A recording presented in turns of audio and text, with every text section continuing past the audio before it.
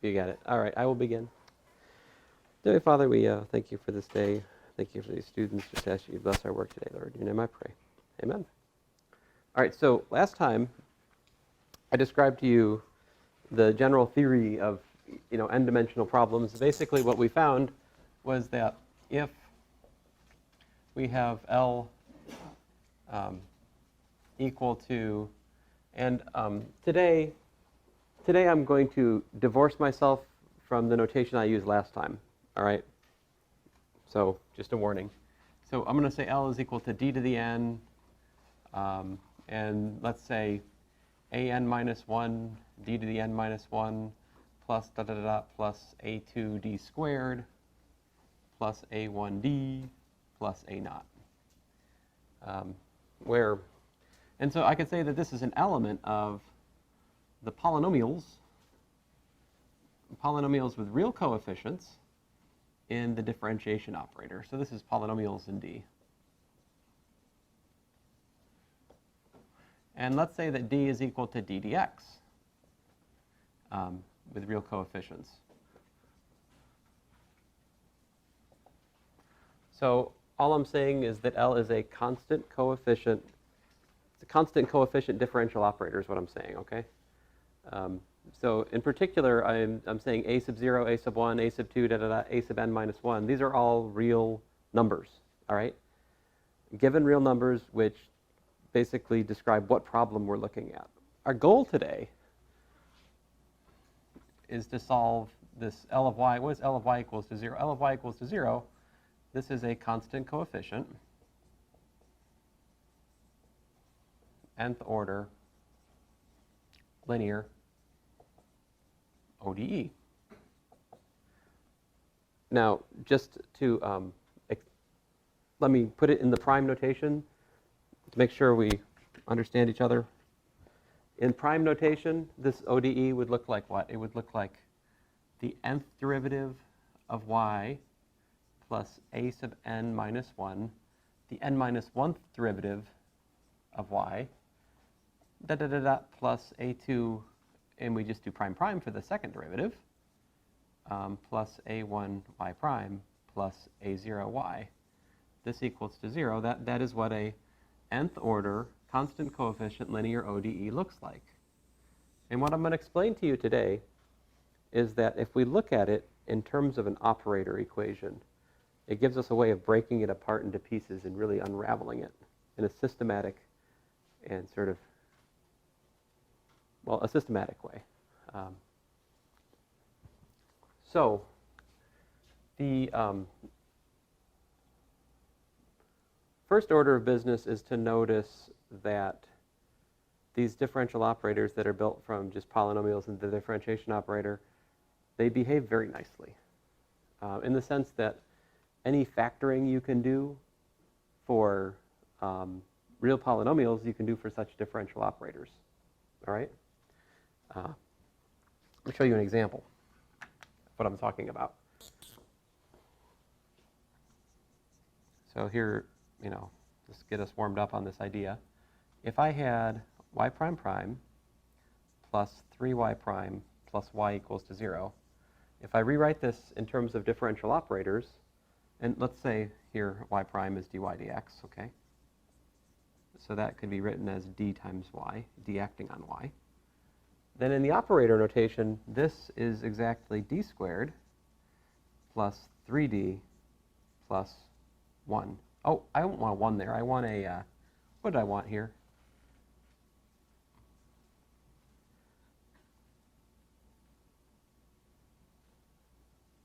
I think I want a 2 there. All right, so let's put a 2 on the constant, the y term. So I get d squared plus 3d plus 2. This operator acts on y equals to 0. That's just another notation for my differential equation, right? This is the differential equation rewritten in operator notation. But it's really the same thing, right? But the beautiful thing about the operator notation is it allows us to see things that maybe we couldn't have seen in the other notation. For example, this differential operator factors to d plus 2 times d plus 1, acting on y equals to 0. And that's really, really nice because, or you could look at it as d plus 1 times d plus 2 acting on y equals to 0. I mean, the algebra goes either way. In fact, these operators commute. All right? You can show that that differential equation can be rewritten that way or that way. And this is really neat because let's think about this. So why does this matter to us? What happens if you look at d plus 1 acting on, say, e to the minus x? What happens with that? So we have d dx of e to the minus x plus e to the minus x. What's that work out to? I heard a 0, but right, because differentiate chain rule, minus e to the minus x plus e to the minus x, so that's 0. Right, in the purple, 0. And hey, yeah, you live on for now. And if I feed, look, I mean, if you can plug it into, like, the top equation, right? Look at the top equation. What happens when you feed e to the minus x into this? You get d plus 2 times d plus 1 acting on e to the minus x. How does that work? Well, that is, by definition, d plus 2 acting on d plus 1 acting on e to the minus x, right? That's what we mean by multiplication of operators. It's composition. Remember I told you guys last time? If we have two operators multiplied, that means composition. You do one, then the other. So what happens? Well, we know that d plus 1 acting on e to the minus x is what?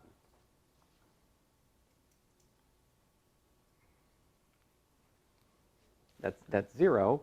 What happens when you plug 0 into the d plus 2 operator?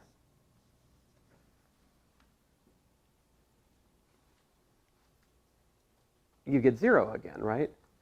So that's, wait a minute. So that means that if I can find something that solves half of the equation, I've solved the whole equation. In the sense that if I can make if I can feed something to d plus 1 and make it 0, then it makes the whole thing 0, which is to say I've solved the differential equation. Right? So this is giving us a way to divide and conquer. Let me extrapolate this. So theorem. If L is equal to L1, L2, Lk, where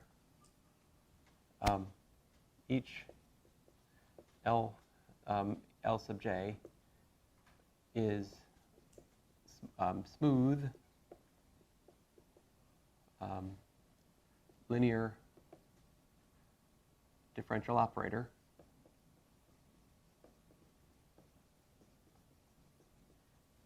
and L sub I, L sub j is equal to L sub j, L sub I for all I and j, then, so let me put into words what I've said so far. What I'm saying is that we have a way of factoring the operator into a product of operators, each of which is nice. It's smooth in the sense that it's built from things that are differentiable, and when you feed it a function which is differentiable, it spits out a function which is differentiable. That's what smooth means. It means that you put in something nice, you get out something nice. This is what smooth means. Linear means that it satisfies that sum, and we pull out scalar constants like we said last time, right? And then this condition I just wrote down is that the operators commute. Li equals to, that you can commute the order. If all these things are true, given, actually adding an initial condition, then if we're given L, if we're given that, then when L, pick any, I'll just say the jth one, Lj of y equals to 0, this implies that L of y equals to 0. In other words, if I have a solution for just one of the factors, it's a solution for the whole deal. And the proof of this is really very simple. So if we have L, suppose that we have L as I've just described it up here, right? If we look at L of y, that's equal to L1, L2, Lk acting on y, right? But since it's commuting, since the operators are commuting, we can rearrange them, right? And we can make the jth one go first. So we just commute them. We say L1, L2, Lj minus 1, Lj plus 1, so skip over the j, all the way out to k, put the jth one first. So it's this whole composite operator acting on Lj, which acts on y. But here's the thing. You can prove that the composite of linear operators, if you combine them, compose linear operators, the composite of linear operators is a linear operator. Doesn't matter if you compose 2 of them or k of them, or as in our particular case, k minus 1 of them. So this altogether is a linear transformation, or linear operator. All right? This is a linear operator because it's a composite of linear operators. And what is L sub j of y? Well, by assumption, that's what? This is 0, right? Because I'm assuming that that's given. Yeah? Yep. Right. If it's something else, that's another thing altogether. We'll look at that in a minute. I mean, your question about what if it's not 0 has relevance to something I'll derive in about 10 minutes. So don't give up on that question. It's just for our current purposes, we're saying, suppose I have a solution to the 0, then the thing is, if I make one of the factors 0, when I feed that in, then the other thing is a linear operator, when it takes in 0, guess what it puts out? 0, right? So you can prove that as well. If you didn't know it already, here's why that's true. If we have a linear operator, L of 0 plus 0 is equal to L of 0 plus L of 0. But what is 0 plus 0? 0 plus 0 is also equal to 0, right? So we have L of 0 equals to L of 0 plus L of 0, which says that the linear operator, when you feed it 0, gives you back 0. So anytime we feed 0 to a linear operator, we get back out 0. So all I'm saying is we're feeding 0 to this linear operator, therefore we get 0. So what I'm trying to tell you is this example generalizes, right? I'm thinking of this d plus 1 and d plus 2 as the L1 and L2 in that theorem, right? But it's a more general fact. If you just have commuting operators, if you have operators that you can shift, you can switch the order of them around to make any which one you want go to the inside. In that case, if you've solved one of them, you've solved all of them. If they don't commute, well, that's a different thing. Then it's more complicated. There's still a method to solve. If you have a factoring of an operator into a product of smaller operators, and they don't commute, you can still do things with that. It's just a little bit different.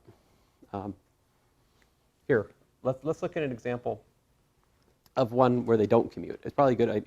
I usually do this in this lecture because it's important to see example of when operators don't commute. So here's a good example of that. If we could look at L1 equal to, let's say, x times the differentiation operator, and we can look at L2 just being the differentiation operator. We're going to be able to prove that these operators do not commute.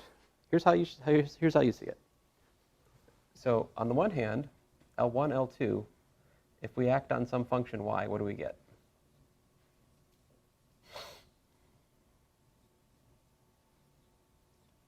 We get L1 of d acting on y, or dy, yeah? So then that, by definition, is xd acting on dy. Or if you like, I can use a prime notation. So what we're looking at here is just x, y prime prime, okay? You could have left it xd squared, that'd been fine. So that's what happens if we take an arbitrary function y and act on it by the operator L1 composed with L2. What happens when we hit it with L2, L1? What happens then? What's L2, L1 look like?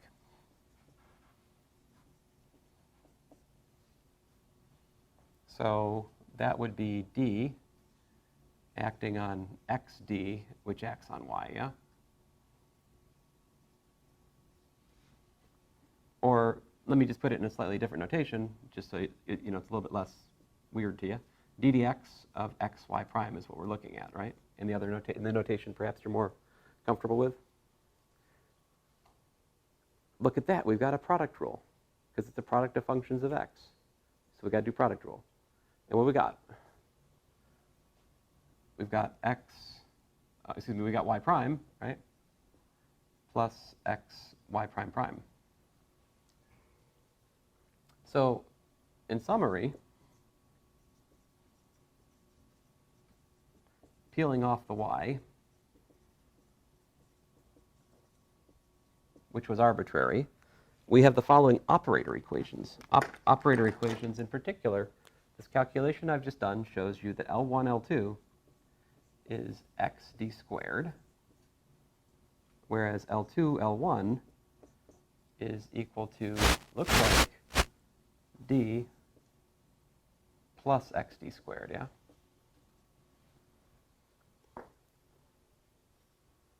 So they're kind of related, right? But they're not the same, right? So these operators don't commute.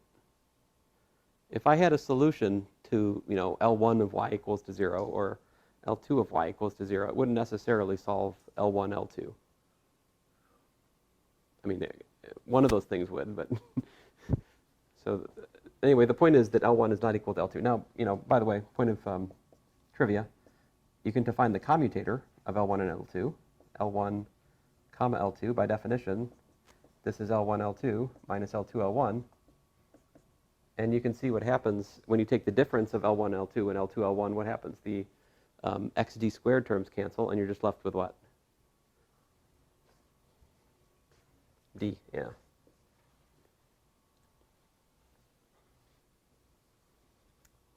So that when the commutator is 0, it means that the operators commute. When the commutator is non-zero, it means they don't commute. Yep. Yes, thank you. It would be negative d.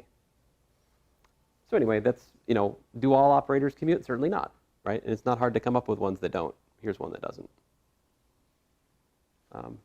By the way, if you guys go on and study quantum mechanics and things, this commutator bracket is important. One of the theorems we have in quantum mechanics is that, in fact, in quantum mechanics, you use differential operators to represent physical observables. The eigenvalues of those operators are called, well, those are the actual things you measure. The observables are operators. They act on the quantum states. And in fact, you can represent the quantum mechanical observables by operators on state space, which are things like this. And the fact that when the commutator is 0, it means that you can simultaneously diagonalize them, which means that you can measure both of those things at the same time.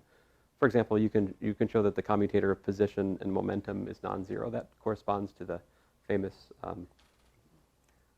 Heisenberg uncertainty principle that you cannot simultaneously measure position and momentum at the same time to complete precision.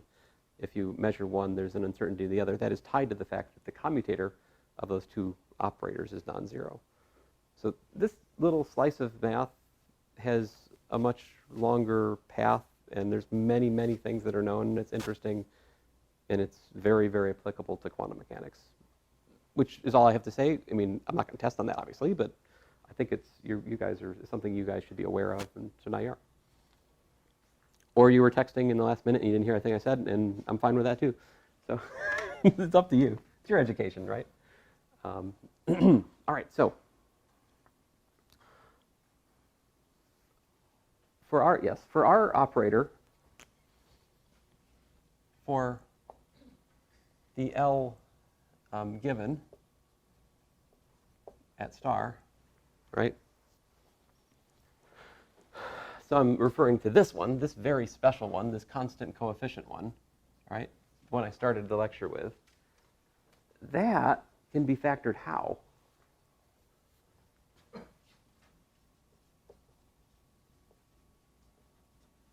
I say we can write L as equal to something like, d minus lambda 1, d minus lambda 2, and, okay, possibly some power, right? So like m1, m2, dot, dot, dot, dot, d minus lambda, I don't know, how many you got? S, let's say, to the ms power, right? I say any polynomial can be factored like that, right? Does that make sense? I mean, we saw lambda 1 and lambda 2 over there, right?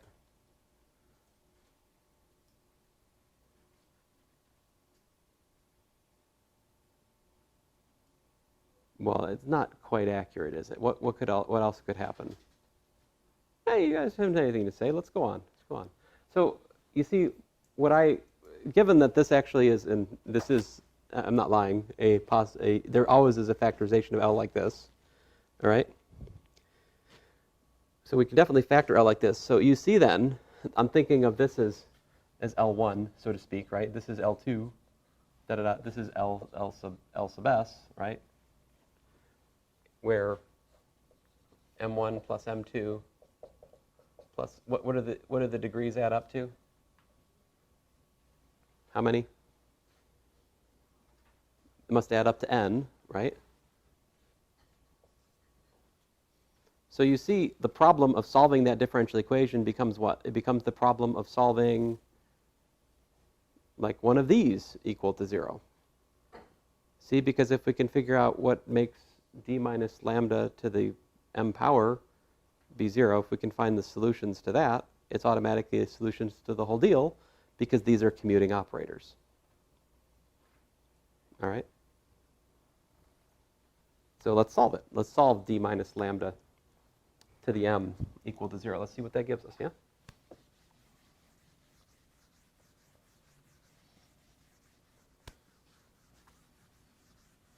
We're almost to back to your question. Almost. So our goal at the moment, solve d minus lambda to the m acting on y equals to 0, right? Because any solution to that is then going to be a solution to our problem, right? The homogeneous nth order problem, constant coefficient. Let's start out small. Let's start out with m equals to 1, all right? Because we could solve that. We can solve that one with stuff you guys already know. So we're looking at d minus lambda acting on y equals to 0. What is that actually? That's another notation is dy dx minus lambda y equals to 0. Can you guys tell me how to solve that?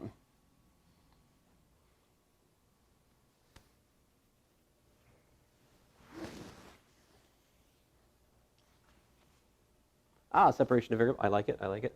So we've got dy over y is lambda dx. Integrate both sides. We get log of the absolute value of y equals e to the lambda x plus some constant.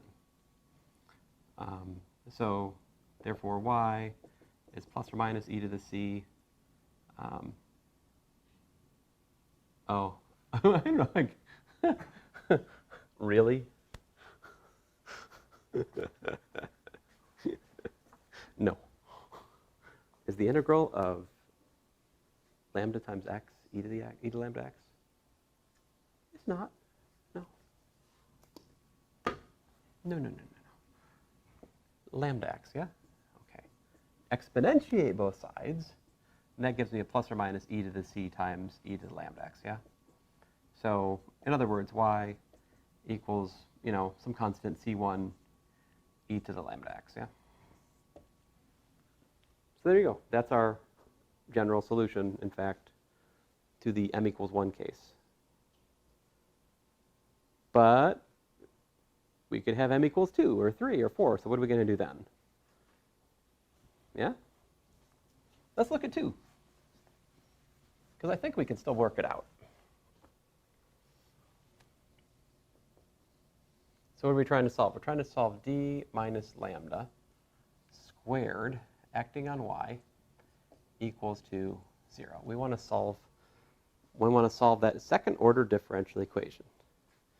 So let me suggest the following. We could look at this as d minus lambda acting on, d minus lambda acting on y, right? I mean, that's what squaring means. It means composing the operator with itself. So this is where I'm coming back to your question. What was your name again? I've forgotten your name. Grace. So Grace's question, what about, can we have something non-zero? So in a sense, I'm answering your question because I don't want the inside thing to be 0, right? I mean, 0 solution? By the way, 0 is always a solution. We don't care about it. 0 solves everything here, right? But we want non-zero solutions. We want to form that linearly independent fundamental solution set we talked about last time. That's our ultimate goal, right? To find n linearly independent solutions to the homogeneous problem. So I don't want the thing in brackets to be 0, but I don't know what it is yet, right? So call it something like z. Or we could call it v. I'm going to call it z, though. And what are we solving? We're solving d minus lambda z acting on z equals to 0, right? Wait a second. We've already solved this problem. What's the solution?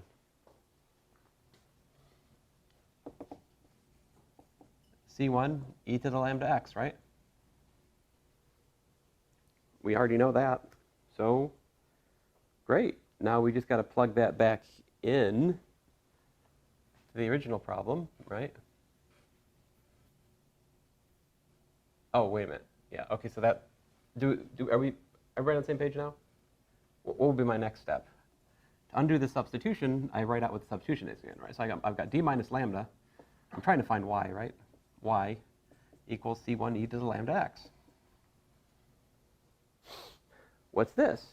Well, this is, let me write it in our notation you're comfortable with. dy dx, or less uncomfortable with, minus lambda y, let's not get carried away. C1 e to the lambda x.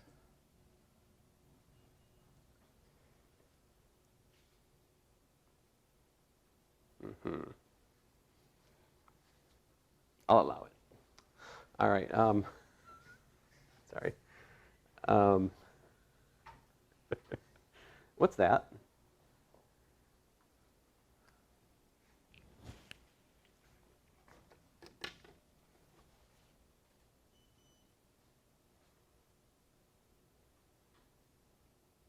Yeah, I can't tell because there's a lambda and a C1 in it, so it's confusing.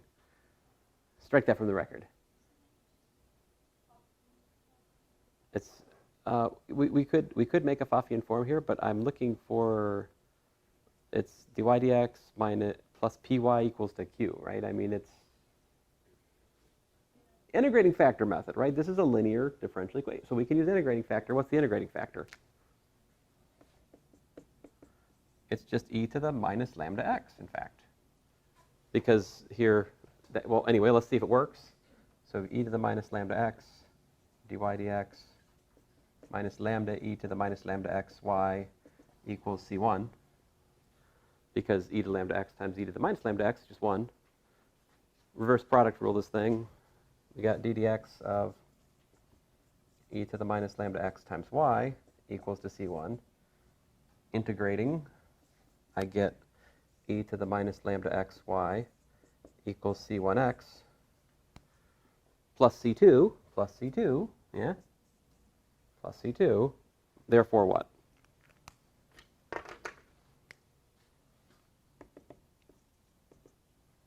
Therefore y is equal to c1 x e to the lambda x plus c2 e to the lambda x.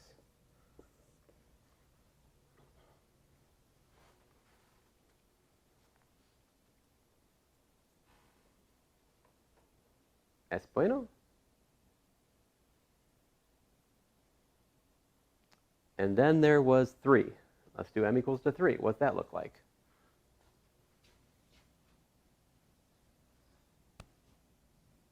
What should I do when I get to 3?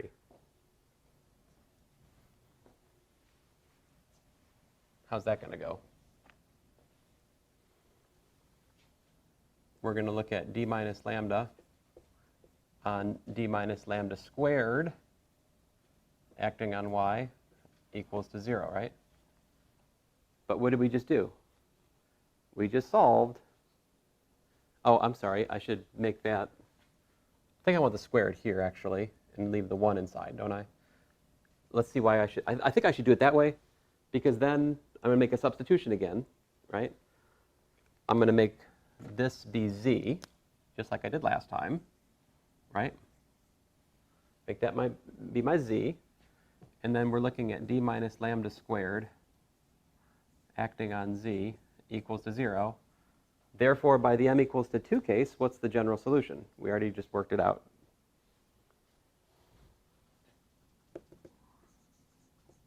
Looks like it is going to be c1 x e to the x plus c2. Oh, I'm sorry. I lost my lambda. E to the lambda x plus c2 e to the lambda x, yeah? By the m equals 2 case. But we're not done, because we're trying to do what? We're trying to find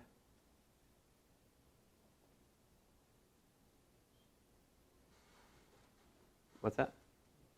Y, right? So this is equal to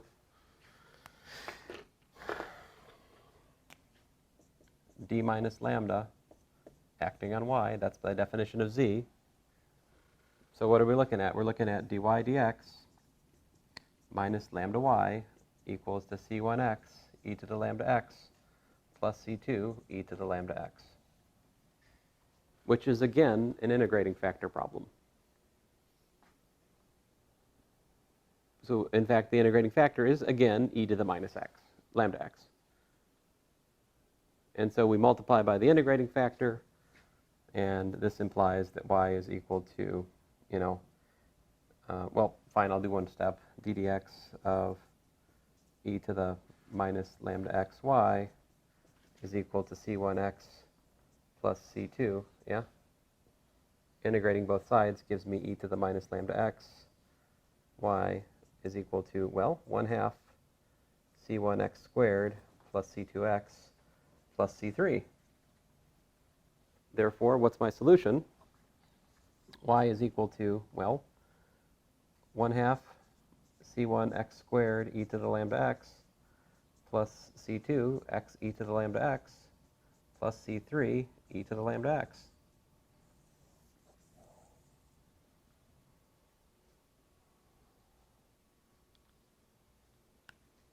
So I think I've done enough that I can make a general claim that we can prove. Okay? I'm going to make a general claim. My claim is simply this.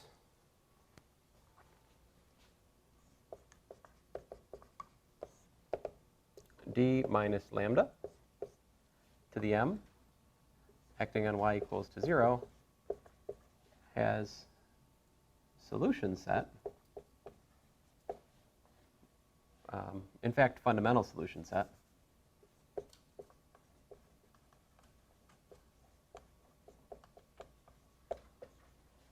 Well, e to the lambda x, x e to the lambda x, x to the m as in mummy, m minus 1, e to the lambda x. Those are solutions to this mth order problem.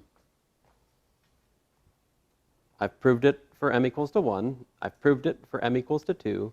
I've proved it for m equals to 3 even, right? Let's prove this by induction. How do you guys do induction?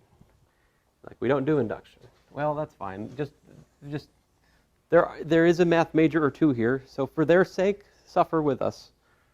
Suppose it's true for m.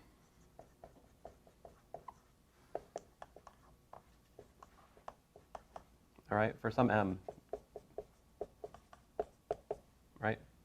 Then consider d minus lambda to the m plus 1, right? First of all, it's already clear that this and y, of course, is equal to 0 for y equals to e to the lambda x, x e to lambda x, x to the m minus 1 e to lambda. These are all, this is, this is equal to 0 for this, since d minus lambda to the m acting on y equals to 0 by assumption. All right, so it's the induction hypothesis already that all of those things are solutions to one less power, right? But of course, this you can rewrite as what?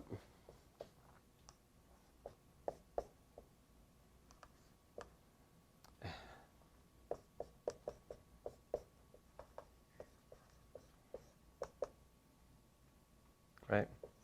So the fact that by the induction hypothesis, the inside thing, 0, means that they are in fact solutions to the m plus 1th power of the operator as well. What's the thing we don't know yet? We don't know about the next thing, right? We need to prove that we need to consider the next thing in the list, which would be x to the m. So d minus lambda to the m plus 1 acting on x, x to the m e to the lambda x, right? That's the thing we don't know about yet. We'd like to show that that's 0. That would complete the induction claim. And so to show that that's 0, we just peel off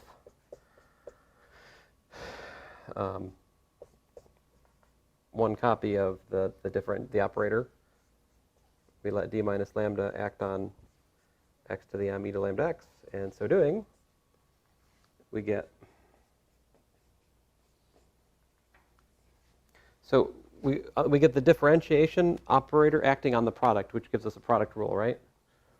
So like the d acting on x to the m, this acting on that by product rule gives me m x to the m minus 1 e to the lambda x, right?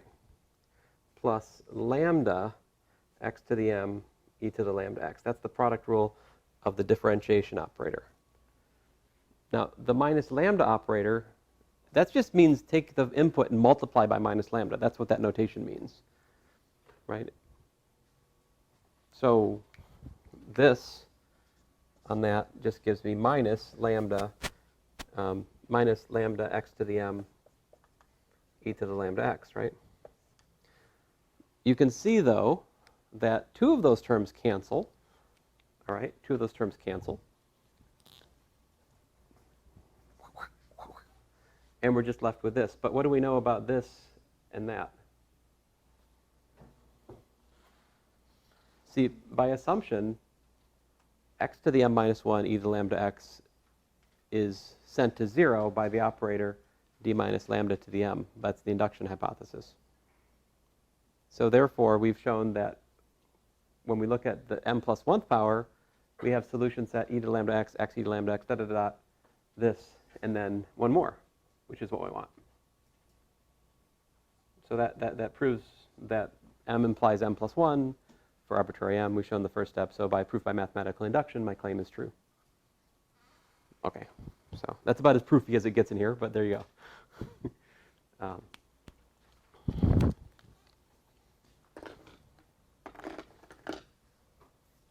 Okay, so we have some toys. Let's play with them for a minute.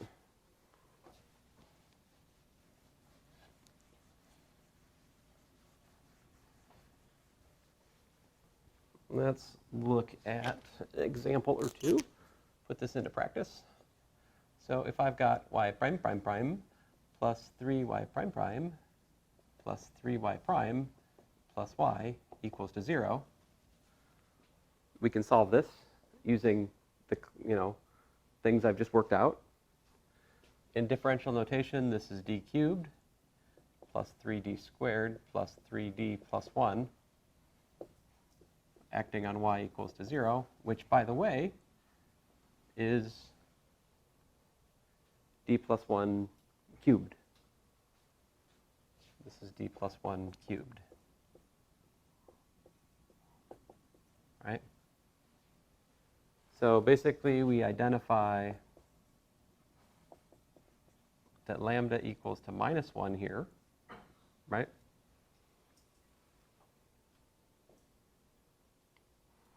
Because I wrote d minus lambda, yeah? So that's minus a minus 1. So lambda is minus 1. And of course, my current nomenclature, m is equal to 3. So we have y equals to, well, y1 is x squared e to the minus x, y2 of, and let's excuse me, let's say y1 is e to the minus x, y2 x e to the minus x, y3 x squared e to the minus x. These are all solutions. By the way, I didn't actually prove that was a, what's missing in my proof over there, by the way? I said it's a fundamental solution set. That means I've attached strings to that set of functions. What are the strings attached? It's a solution set. We proved that. But also, they're linearly independent, right? So to complete the proof, you maybe should look at the Wronskian or something to show that it's non-zero for such functions. And that's a straightforward but tedious calculation that I'm not going to do. It's true that those functions are linearly independent, okay? There's no way you can write one of those as a linear combination of the other ones. All right? These, e to the x, e to the minus x, x e to the minus x, x squared e to the minus x, these are linearly independent functions. They are genuinely distinct solutions to the equation. Therefore, by the theorem I shared with you guys last time, the theory I shared with you guys last time, we can write down the general solution to this problem. The general solution to this differential equation is simply y is equal to c1 e to the minus x plus c2 x e to the minus x plus c3 x squared e to the minus x. And there you go. That's the solution to this third order differential equation.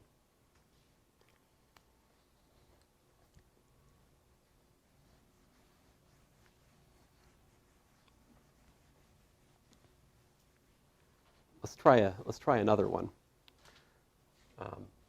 What if we had, let's say, excuse me, I must try something.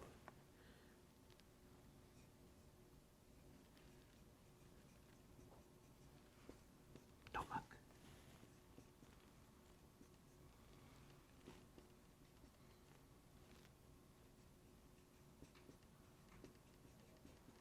Nothing to see here. See, if I'm not careful and I make a mistake, bad things will happen to us. All right, so we're looking at d to the fourth plus 5d squared. Excuse me. D to the fourth plus 3d cubed plus d squared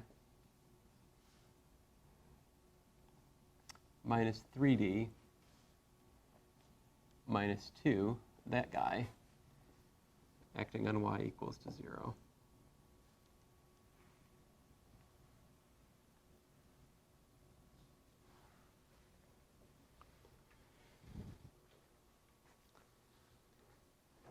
Now, so, the problem with all of these is factoring. Do you guys know how to factor? Arbitrary polynomials?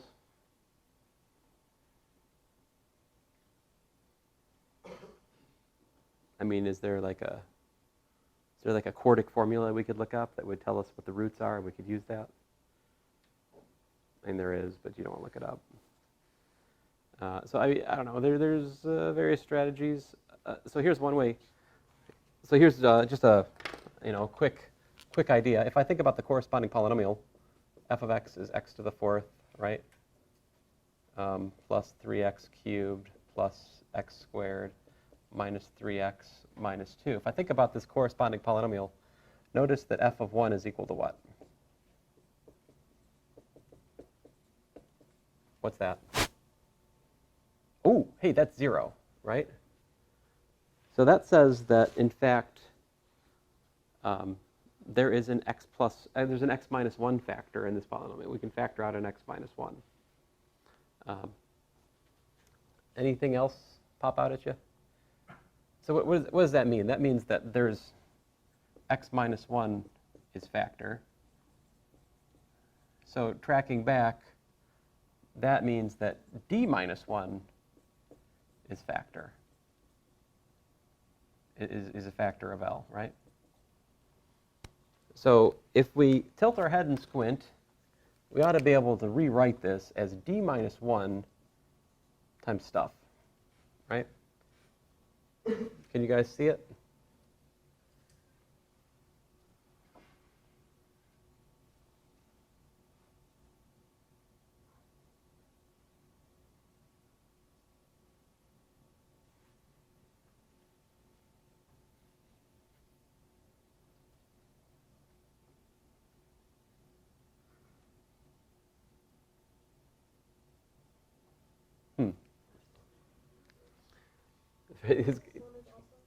What's that?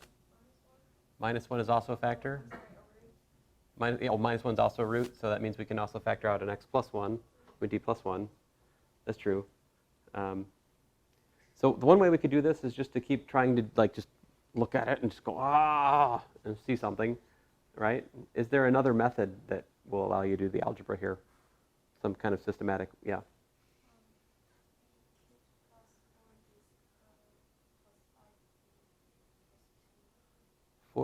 D squared plus 4 what?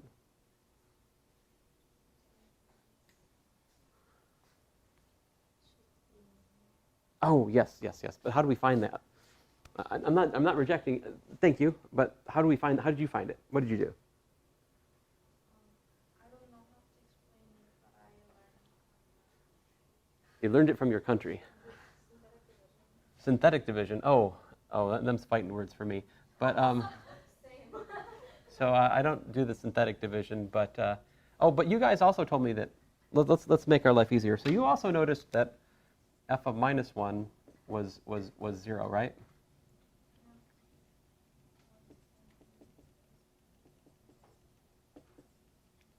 Yeah.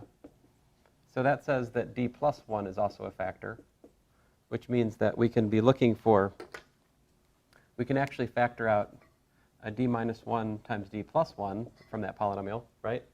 So we can be looking to we can try to do factoring by grouping of d squared minus 1, d squared minus 1. Now, once you write that, if I'm going from here to d squared minus, that's actually much more demanding because that forces me to put a d squared here. And in order to get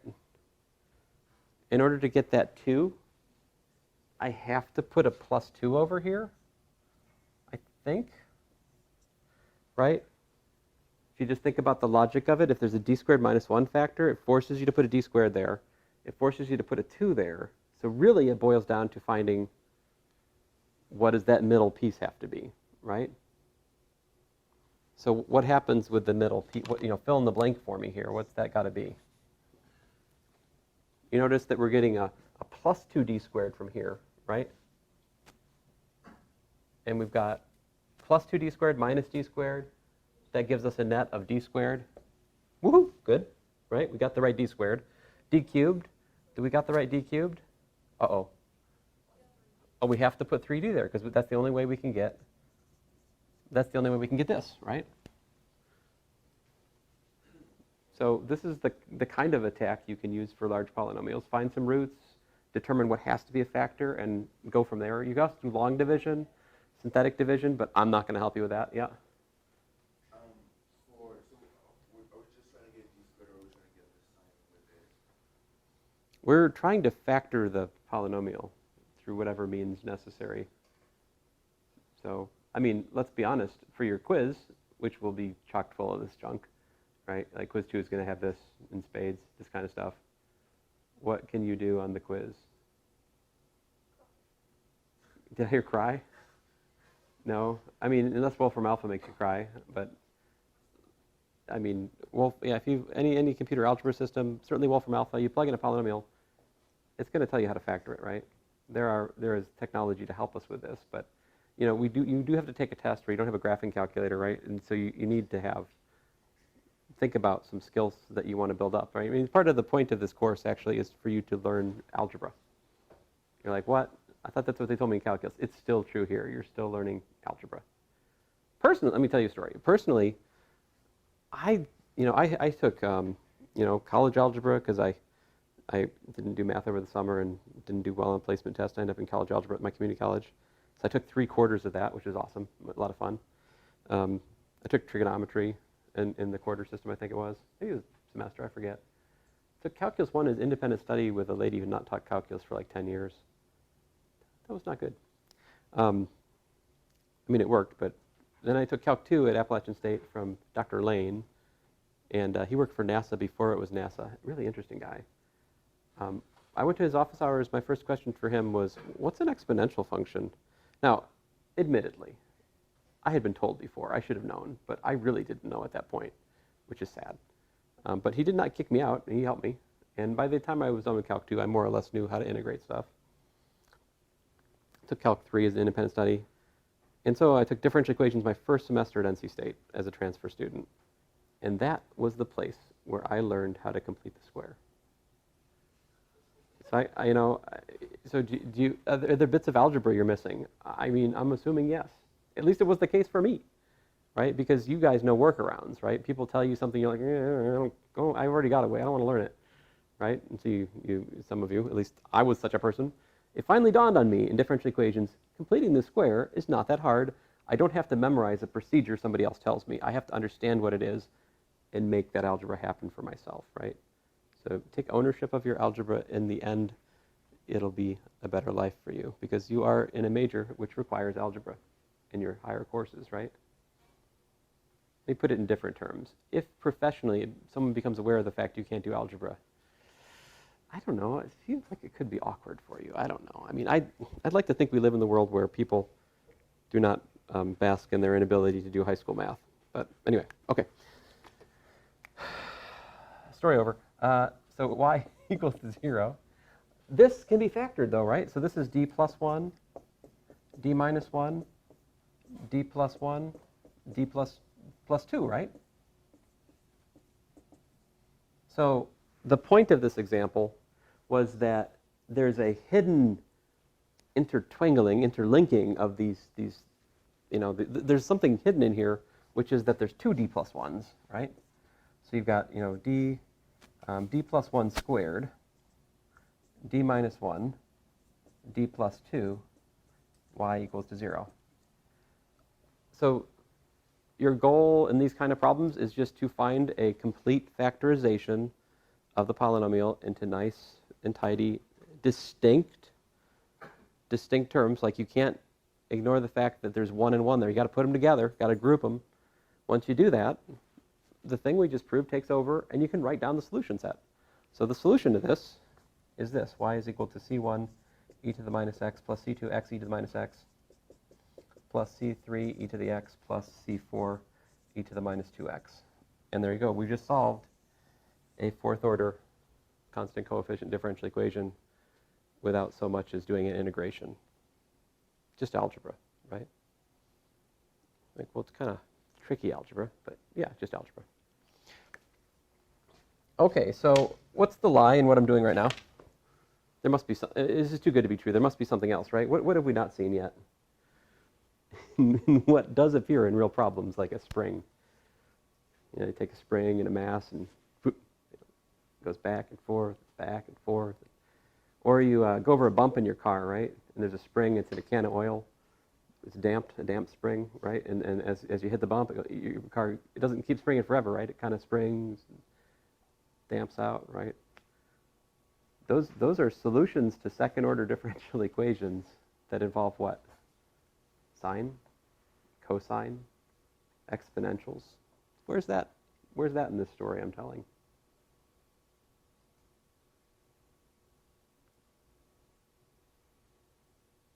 Did I ever say lambda was a real number? I did not. Do these calculations make sense when lambda is complex? They do. The polynomial L is a real polynomial. What does that say about complex solution? It says they come in conjugate pairs. So some of those lambdas could be complex, but if there is a complex lambda, they have to come with a conjugate pair. So like conjugate pairs, what's that look like?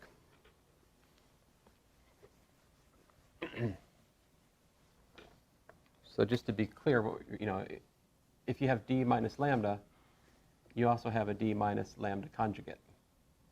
I forget if I use stars or bars in here. I can't remember. Stars or bars, what's going to be? Stars? What do you guys want, stars or bars? Stars? Okay. I'm using bars right now in my complex course. So if I slip into bars, my apologies, but complex conjugate anyway. So here, lambda is my typical notation, alpha plus I beta. Here, alpha, beta, real numbers. I squared is minus 1, right? So what is, like I told you, if we have a real polynomial, we factor it. If it has a complex factor, it comes with a conjugate pair because it's got to multiply out to give you back a real polynomial. So what this corresponds to is something like d minus alpha plus I beta, d minus alpha minus I beta. That's the conjugate, okay? We just put a minus, like lambda conjugate is alpha minus I beta, okay? And so when you look at this, what is this actually? This is actually d minus alpha squared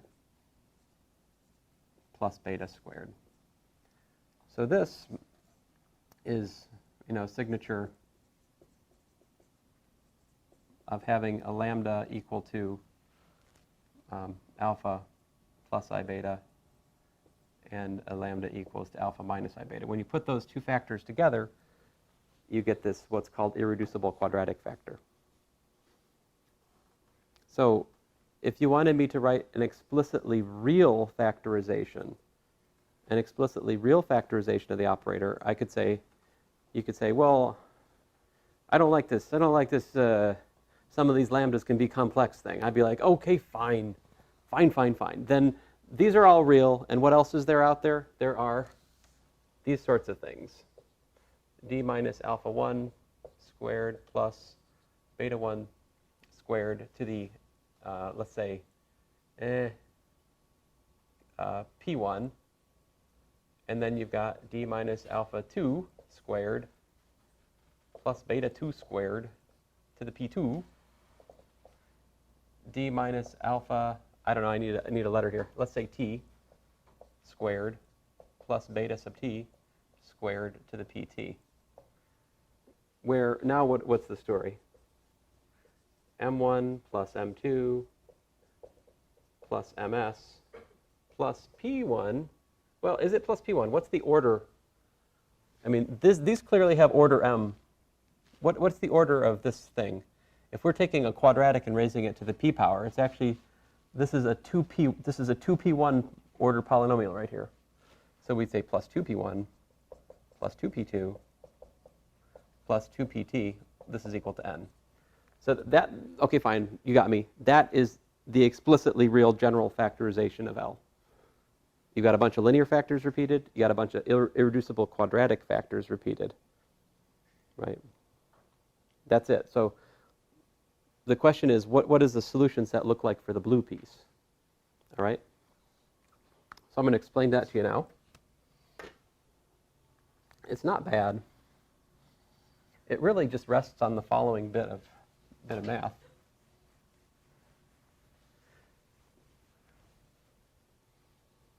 And if I don't finish all of this today, it's okay, but I'm going to try. I think we've got enough time. So here's the fundamental thing. Is there a question about what I wrote? So all I'm doing over here, guys, is just laying out what a generic factorization looks like. I mean, this is, you got linear factors with these being with the lambdas being real, and then over here we have the part that's coming from complex roots, which always come in conjugate pairs, and when you multiply the conjugate pairs together, we get these, repeated quadratics which cannot be factored over the reals. All right, enough. So what is e to the alpha plus I beta x defined to be? Well, this is by definition e to the alpha x